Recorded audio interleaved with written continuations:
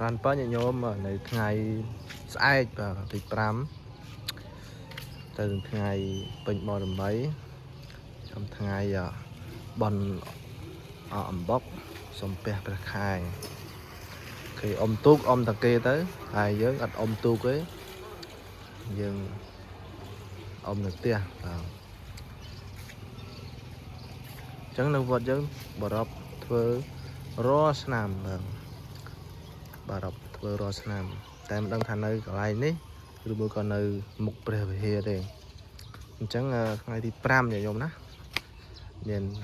បដិបត្តិប្រហោះគោមបាទអញ្ចឹងញោមកុំភ្លេចទស្សនាមកបនទាំងអស់គ្នាអំបុកអញ្ចឹងញោមកុំភ្លេចចូលរួមទាំងអស់គ្នាញោមណាកម្មវិធីធ្វើនៅវត្តជ្រៃក្តោងហៅថានូ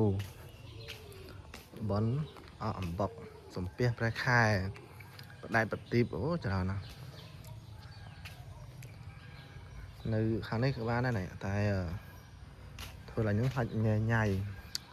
ខ្លាចបងប្អូនមកហូបអីញ៉ៃសម្រាប់កពេញនឹង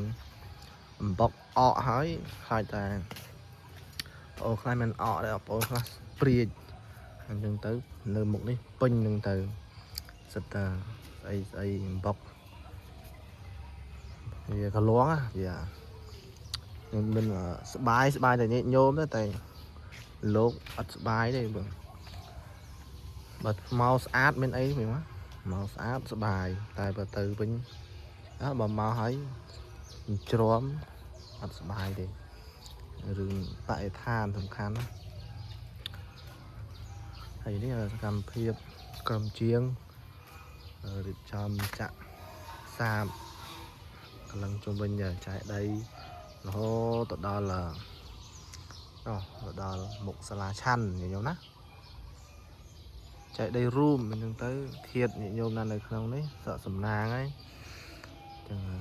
កូនចៅឆ្នាំក្រោយហ្នឹងលែងពិបាកក្រាកទេហើយអីខាងមុខនោះមានក្រាការ៉ូដែរញោមណាក្រាការ៉ូមានក្រាការ៉ូ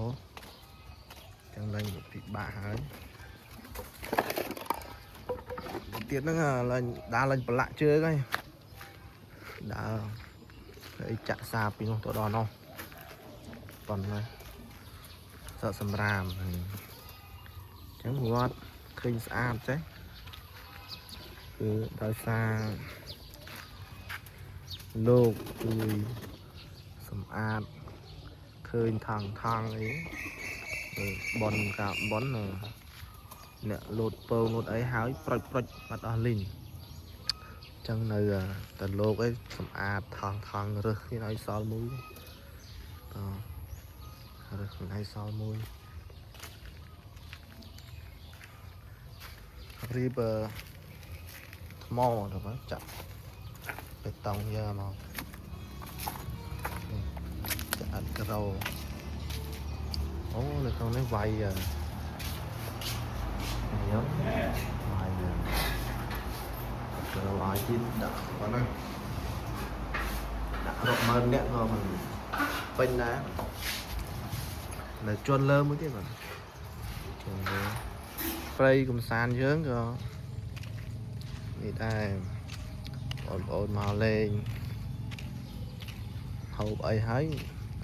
ចៅធំសម្រាមនិយាយដដែលបាទតែខែនេះបបោះអត់ឈ្នះទេបោះឲ្យដដែលបោះឲ្យដដែលបាទនេះទឹកស្រះភ្លៀងមួយថ្ងៃរៀងឡើយ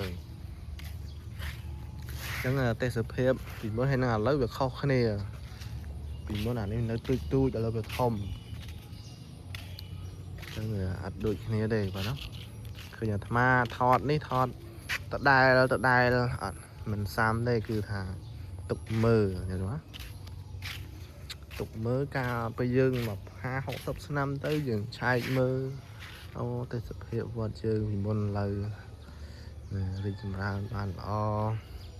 បានច្រើនចឹងស សម្រាមបោះដែរតែបោះអត់ឈ្នះទេខាងនេះធ្វើឡើងស្អាតហើយនិយមមកអីហ្នឹងជួយសម្អាតគ្នាផងកុំមកឃើញស្អាតតែទៅវិញទុកតាកាកសំណល់ឲ្យលោករើសបាបចិត្តណាហ្នឹងប្រយ័ត្នកើតមេរោគកើតស្រែងនឹងក៏ដោយសារមនុស្សយើងអត់ដែលគិតអំពីបរិស្ថានអំពីខ្ញុំទៅណាក៏ដោយគឺស្អាតខ្ញុំណាចូលផ្ទះគេវត្តក៏ចឹងដែរវត្តប្រៀបដូចជាផ្ទះលោកហើយយើងមកហូបអីហើយចោលទៅផ្ទះណាទៅផ្ទះណីអញ្ចឹងវាមិនសមបាទវាបាបមិនមកបន់នេះបាបថែមឃើញប្រសាទស្អាតចឹងជួយការពារបរិស្ថានរបស់គ្នាបាទចឹងមានតែប៉ុណ្ណឹងអរគុណចម្រើនពរលា